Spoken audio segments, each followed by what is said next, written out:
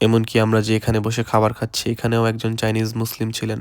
আগের ভিডিওতে যারা বলেছেন যে ওনারা পাশেই বসে শুকর খাচ্ছে, আপনার এখানে খেতে আসা উচিত হয়নি, তাদের উদ্দেশ্যে বলবো আপনার কিংবা আপনার পরিবারের কারো বিয়ে হলে আপনার হিন্দু সম্প্রদায়ের কোনো বন্ধু কিংবা প্রতিবেশীকে আমন্ত্রণ জানাবেন না।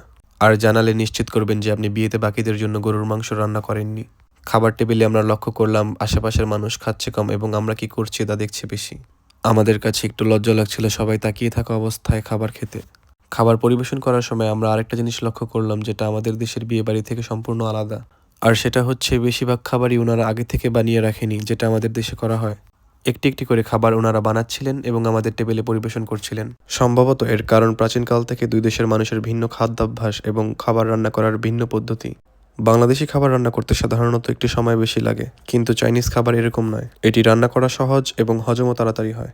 আগামী ভিডিওতে আমরা কনের বাড়িতে বরযাত্রী হিসেবে যাব এবং তাকে নিয়ে আসব।